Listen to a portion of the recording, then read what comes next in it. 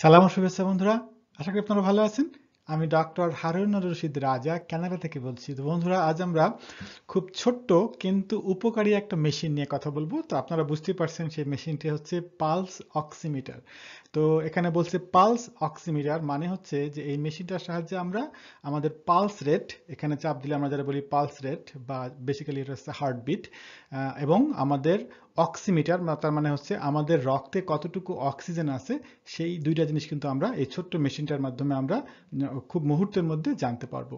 কিন্তু বন্ধুরা, এই মেশিনটা যদিও ইদানিং খুব পপুলার, বিশেষ করে এই মহামারীর কারণে সবাই এটা মেশিনটা এখন হাতের কাছে রাখছে, কিন্তু মেশিনটা যদি আমরা সঠিক ব্যবহার না জানি তাহলে কিন্তু বন্ধুরা অনেক সময় হিতে বিপরীত হতে পারে। কারণ অনেক সময় হয়তো রিডিং যদি ভুল আসে তাহলে আপনারা উল্টা প্যানিক করে দেখা গেল যে আপনাদের উল্টা শরীরটা খারাপ করে গেল। তো বন্ধুরা, আজকে আমরা এই ছোট্ট মেশিনটার সঠিক ব্যবহার নিয়ে কথা বলবো। আশা করি সঙ্গে থাকবেন।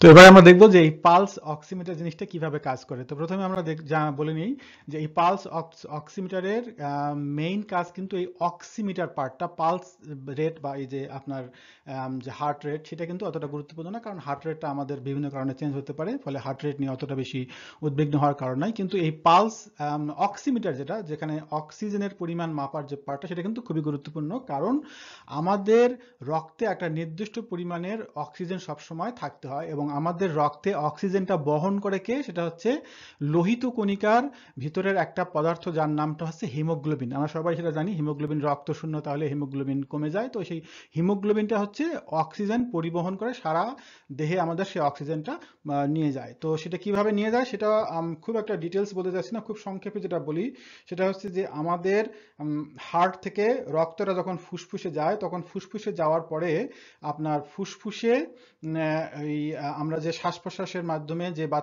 বাতাসের অক্সিজেন গ্রহণ করি, সেখানে সেই অক্সিজেনটা রক্তের লোহিত কণিকা শোষণ করে নেয়। তারপর সেই রক্তটা সারা শরীরে এই প্রবাহিত হয়, এবং সেইভাবে আমাদের শরীরের কোষগুলো অক্সিজেনটা পায়। এখন অক্সিজেনটা কি কারণে দরকার? অক্সিজেন হচ্ছে খুবই খুবই গুরুত্বপূর্ণ। কারণটা হচ্ছে আমাদের প্রতিটা কোষের যে শক্তি, যেটা মানে এনার্জি তৈরি করার যে প্রসেস, যে এনার্জিটা হচ্ছে কি এটিপি। তো এনার্জিটা তৈরি হয় কিন্তু দুইটা জিনিস দিয়ে, একটা হচ্ছে জ্বালানি, যেটা হচ্ছে খাদ্য, যেমন হচ্ছে গ্লুকোজ বা ফ্যাট এটা, আর একটা হচ্ছে অক্সিজেন। এটার মাধ্যমে দুইটা, অক্সিজেনটা মূলত একটা জ্বালানি, ওই সেটা দিয়ে ফ্যাট বা গ্লুকোজটাকে বার্ন করে এটিপি তৈরি করা হয়, এবং সেই এটিপির মাধ্যমেই হচ্ছে আমরা কিন্তু বেঁচে থাকি। যে আমি কথা বলছি, হাঁটতেছি, চিন্তা করতেছি, সব কিছু হচ্ছে ওই সেই এনার্জি ডিপেন্ডেন্ট, এটিপি ডিপেন্ডেন্ট। এই কারণে আমরা যদি অক্সিজেন না থাকে 2-1 মিনিট আমরা কিন্তু বেঁচে থাকতে পারি না, ফলে যে অক্সিজেন হচ্ছে খুবই গুরুত্বপূর্ণ। তো এখন হচ্ছে এটা কিভাবে মাপে সেটা একটুখানি বলি। তো এটা হচ্ছে যে আমরা যখন মেশিনটা অন করি, অন করার পরে আমরা এখানে আঙ্গুলে দেওয়ার পরে আপনারা দেখতে পারবেন, এখানে একটা দেখবেন যে একটা লাল একটা লাইট বিম দেখা যাচ্ছে, লাল লাইট বিম। তো এখানে দেওয়ার পরে কি হয়, এই লাইট বিমটা এক পাশ থেকে আর এক পাশে আমাদের আঙ্গুলের ভিতর দিয়ে এক পাশ থেকে আর এক পাশে যায়। তো যখন এক পাশ থেকে আর এক পাশে আঙ্গুলের ভিতর দিয়ে যায়, তখন এই লাইট বিমটা আমাদের আঙ্গুলের ভিতরে যে রক্ত প্রবাহ আছে, রক্ত প্রবাহিত আছে, রক্তনালী আছে, সেখানকার হিমোগ্লোবিন, আপনার লোহিত কণিকার হিমোগ্লোবিনে অ্যাবজর্বড হয়, মানে শোষিত হয় লাইটটা। কতটুকু লাইট ওখানে শোষিত হয় তার উপর ডিপেন্ড করে এর ভিতরে একটা সফটওয়্যার আছে, তখন সেটা মাপতে পারে যে তখন ওই লোহিত কণিকার হিমোগ্লোবিনে কতটুকু অক্সিজেন আছে। সেটাই মূলত হচ্ছে এটা মাপার আর কি প্রসেস। তা এর বাইরে অক্সিজেন ছাড়াও এটা হার্ট রেট মাপে। হার্ট রেটটা হচ্ছে মাপার সিস্টেমটা হচ্ছে যে পারফিউশন ইন্ডেক্স বলে আর একটা জিনিস এখানে মাপতে পারে। সেটা হচ্ছে যে রক্ত প্রবাহটা কত দ্রুত বা কত ধীরে হচ্ছে, তার উপর ডিপেন্ড করে কিন্তু এটা এই হার্ট রেটটাও মাপতে পারে। তো এই হচ্ছে মোটামুটি মেশিনটা কিভাবে কাজ করে। তো এবারে আমরা এই অক্সিমিটার ব্যবহারের সঠিক নিয়ম নিয়ে কথা বলবো।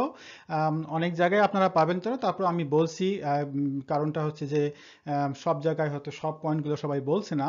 যে প্রথম যে পয়েন্টটা সব থেকে গুরুত্বপূর্ণ সেটা হচ্ছে যে আপনার হাত বা যেখানে আপনি এটা মাপেন, আপনি চাইলে হাতের আঙ্গুলে করতে পারেন, আপনি চাইলে পায়ের আঙ্গুলেও করতে পারেন, অনেক সময় অনেকে পায়ের আঙ্গুলেও করে।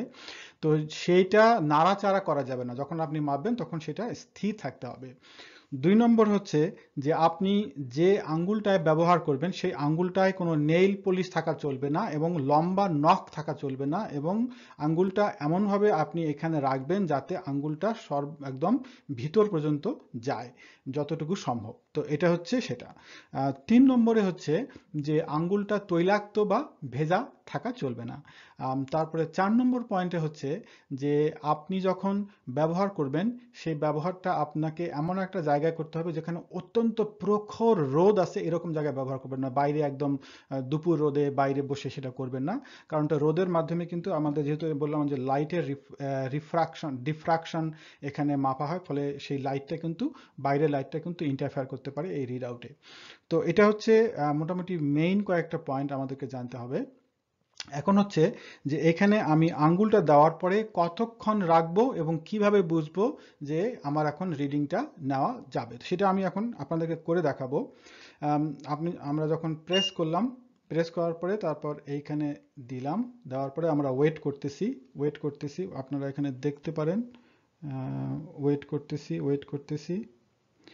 তারপরে আপনারা দেখেন এইখানে নিচের দিকে দেখেন লাল রঙের একটা ওয়েভ ফর্ম আছে, এরকম ওয়েভ করছে। প্রথমে যখন আমরা আঙ্গুলে আমি দিয়েছি এবং মেশিন অন করেছি, তখন সেই ওয়েভটা ছিল না, তখন ছিল এরকম একটা একটা স্ট্রেট লাইন। তারপর সে আস্তে আস্তে ওয়েভটা শুরু হয়, ওটাই হচ্ছে আমাদের পিআই রেশিও, পারফিউশন রেশিও। তো পারফিউশন ইন্ডেক্স, পিআই। তো এই ওয়েভ ফর্ম যতক্ষণ পর্যন্ত আসবে না ততক্ষণ পর্যন্ত কিন্তু এটা ব্যবহার করা যাবে না। তো ওয়েভ ফর্মটা আসতে সাধারণত 10 সেকেন্ড, ম্যাক্সিমাম 10 সেকেন্ড সময় লাগে। তো আপনাদেরকে সেই ওয়েভ ফর্ম কিন্তু মনে রাখতে হবে, যে ওয়েভ ফর্ম যখন আপনি দেখতে পাচ্ছেন তার মানে আপনি এখন যে ওটা সেই রিডিংটা আপনি নিতে পারবেন। আর আরেকটা পয়েন্ট হচ্ছে যে আপনি একই আঙ্গুলে মোট 3বার রিডিংটা নিয়ে অলওয়েজ কনফার্ম হবেন যে রিডিংটা একই রকম হচ্ছে কিনা বা রিডিংটা কোনো ভুল হচ্ছে কিনা। তো একই আঙ্গুলে আপনি 3বার রিডিং নেবেন। আর একটা হচ্ছে যে ওই যে ওয়েভটা আছে সেই ওয়েভটা আসা পর্যন্ত আপনি ওয়েট করবেন, যাতে রিড আউটটা বা ওইখানকার সংখ্যাটা একদম স্টেবল হয়, উঠানামা আর করছে না। তো এটা হচ্ছে নেওয়ার নিয়ম।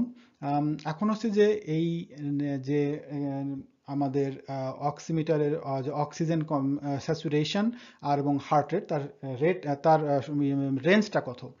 তো অক্সিজেন স্যাচুরেশনের যেটা রেঞ্জ সেটাকে বলা হচ্ছে SpO2, মানে হচ্ছে peripheral haemoglobin oxygen saturation percentage. সেটা হচ্ছে 95 থেকে 100% হচ্ছে ভালো। যদি 95% থেকে 100% থাকে সেটা হচ্ছে আপনার নর্মাল এবং ভালো। তো আমরা দেখি আমার কতটুকু হয়, তাহলে আপনারা বুঝতে পারবেন। আর হার্ট রেটটা হচ্ছে যে রেস্টিং হার্ট রেট 60 থেকে 100 বিট পার মিনিট, এটা হচ্ছে নর্মাল রেস্টিং। ফলে আপনি এখন দৌড়াদৌড়ি করে এসে যদি আপনি করেন তাহলে কিন্তু দেখা যাবে যে আপনার রিড আউট কিন্তু ডিফারেন্ট হতে পারে। তাহলে আমরা এখানে এখন দেখি যে দেখছেন যে আমার এই মুহূর্তে অক্সিজেন হচ্ছে 98, আর হার্ট রেট হচ্ছে 82। যে আমাকে ওয়েট করতে হবে যে ওই ওয়েভ ফর্মটা স্টেবল হবে এবং রিডিংটা স্টেবল হবে। আমি যদি কথা বলি কিন্তু এই হার্ট রেটটা, কথা বলে অক্সিজেন লেভেল ঠিক আছে কিন্তু হার্ট রেটটা কিন্তু চেঞ্জ হয়ে যাচ্ছে। ফলে আমি যখন রিড আউটটা নেব, মুভমেন্ট করা যাবে না আর কথা বলা যাবে না। এই যে মুভমেন্টের কারণে, কথার কারণে কিন্তু আমার হার্ট রেটটা চেঞ্জ হচ্ছে, অক্সিজেন কিন্তু অতটা চেঞ্জ হচ্ছে না। তো এটাই মোটামুটি বন্ধুরা যে নেওয়ার নিয়ম। এখন কথা হচ্ছে যদি কোনো কারণে আপনার রিড আউটটা আপনার নর্মাল রেঞ্জের থেকে কম হয়, বিশেষ করে অক্সিজেন লেভেলটা যদি নর্মালের থেকে কম হয়, 95 থেকে 100% আমরা বললাম, তার থেকে যদি কম হয় তাহলে একদম প্যানিক করার কারণ নাই, আপনারা আরও ভালো করে 2-1বার চেক করুন। আর একটা কথা হচ্ছে যে আপনি কোন আঙ্গুলে ব্যবহার করেন তার উপরে কিন্তু ডিপেন্ড করে এই রিড আউটটা কম বেশি হতে পারে। অনেকেই বলে যে ডান হাত বা বাঁ হাতের মিডল ফিঙ্গার, মাঝখানের আঙ্গুলটাই সব থেকে ভালো। তবে সব থেকে ভালো হচ্ছে আপনি 5টা আঙ্গুলেই আপনি চেক করে দেখবেন যে কোথায় সব থেকে ভালো রিড আউট দিচ্ছে, মানে হাইয়েস্ট রিড আউট দিচ্ছে, এবং সেই আঙ্গুলটাকে আপনি সবসময় ব্যবহার করবেন। আর যদি কোনো কারণে রিড আউটটা কম হয়, একদম প্যানিক করার কোনো কারণ নাই। যদি না আপনার শ্বাসকষ্ট হয়, একদম বুকে ব্যথা, আপনার দম বন্ধ হয়ে আসছে, এরকম অবস্থা যদি না হয় তাহলে আপনার তো প্যানিক করার কোনো কারণ নাই, রিড আউটটা কম হতেই পারে। তো সেই রিড আউট কম হওয়ার অন্য কারণও হতে পারে, যেমন হচ্ছে যদি অ্যানিমিয়া থাকে, কারণ হচ্ছে যে হিমোগ্লোবিন, আমরা বলেছি হিমোগ্লোবিন হচ্ছে অক্সিজেন ক্যারি করে, তো অ্যানিমিয়া থাকলে রেটটা কম হতে পারে। অথবা আপনার যদি আপনার ব্লাড প্রেশার যদি কম থাকে, ব্লাড প্রেশার আমরা বললাম পারফিউশন, ব্লাডের পারফিউশন, তো তার উপর ডিপেন্ড করে। তো যদি ব্লাড প্রেশার কম থাকে তাহলেও হয়তো রিড আউটটা কম হতে পারে। তো আপনারা যদি রিড আউটটা 95 এর নিচে থাকে তাহলে আপনি কোনো প্যানিক না করে আপনি ডাক্তারের সঙ্গে কথা বলে দেখতে পারেন যে আমার এরকম। তখন ডাক্তার যদি আপনাকে বলে হ্যাঁ আপনি আসেন, ডাক্তার পরীক্ষা করতে পারে আরো ফার্দার, তখন আপনার কিন্তু এই আপনার আর দুশ্চিন্তা আর থাকবে না। তো এই হচ্ছে মোটামুটি বন্ধুরা যে এই পালস অক্সিমিটার ব্যবহারের নিয়ম। তো আশা করি বন্ধুরা আপনার এই ভিডিওটি আপনাদের কাজে লাগবে। তো আজ এই পর্যন্ত বন্ধুরা, ধন্যবাদ, ভালো থাকবেন।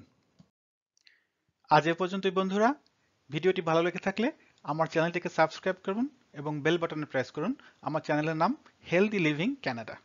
ধন্যবাদ, ভালো থাকবেন সবাই।